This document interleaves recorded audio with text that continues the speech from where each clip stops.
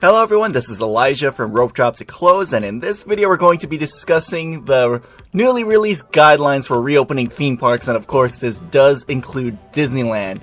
And before we get started, go ahead and hit that like button and subscribe for future videos from us at Rope Drop to Close. But anyways, today it is Tuesday the 20th of October, and California Health Secretary Dr. Mark Galey, delivered the update on when theme parks are going to be allowed to reopen.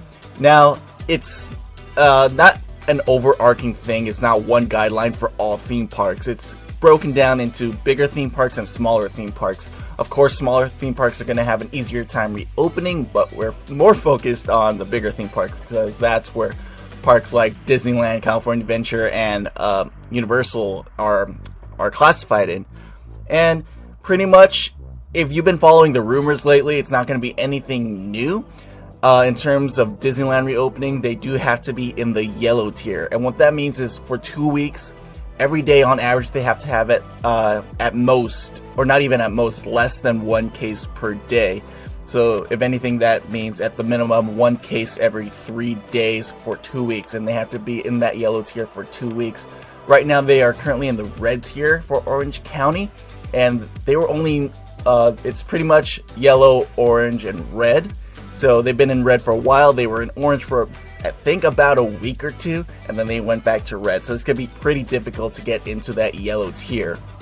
And then theme parks like Universal are going to have a much harder time because they are in the purple tier because they are located in LA and Los Angeles. So it's really bad news for Universal, but I guess a little bit of a glimmer of hope for Disneyland since it's officially out there now.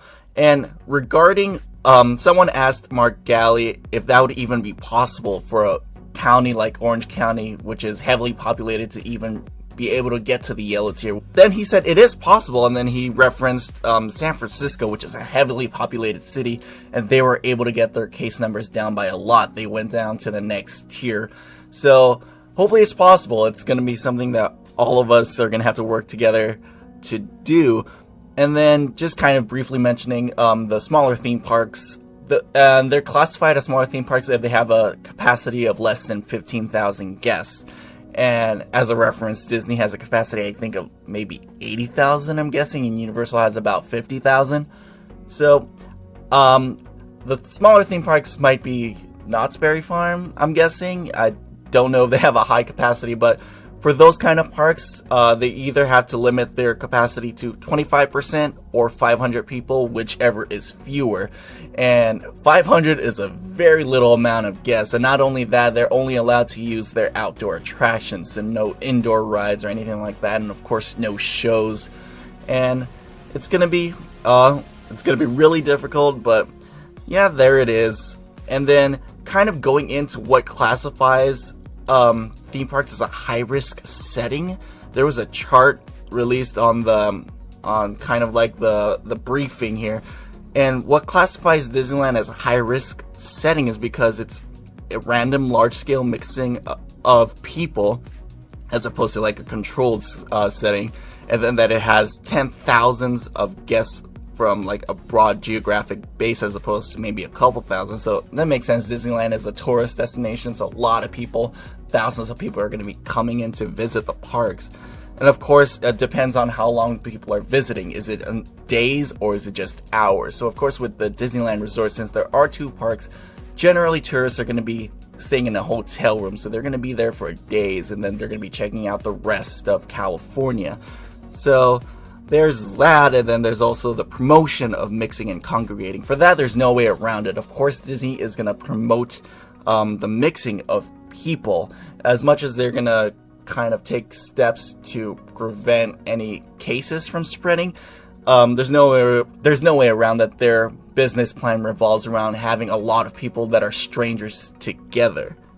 And then the next thing is that there are many frequently touched surfaces, and this is a biggie because, as you know, going on rides, you're going to be touching everything from the seat, from the lap bars, even when you sit down at the table. Sure, they may wipe it down, but I don't think they're going to wipe it down every single time someone gets up. They could try, but it's possible they're going to miss something, or they're going to wipe it down every couple of guests, which is going to minimize the cases, but or minimize the spread, but there's still the possibility of it happening. And of course, there's the last thing that classifies it as a high-risk setting is the significant impact on surrounding sectors. So I think it was mentioned that even though in the parks people may be diligent in keeping their hands clean and sanitizing and washing their hands frequently, it's going to be once they leave the parks where they're kind of going to be a little more lax about it. They're not going to do it as frequently. So maybe as they're walking to their hotel rooms or just walking around the surrounding area right outside the parks, it's the outside of that theme park setting where people are not going to be as diligent, and the spread might not be in the parks, but it might be in the surrounding areas.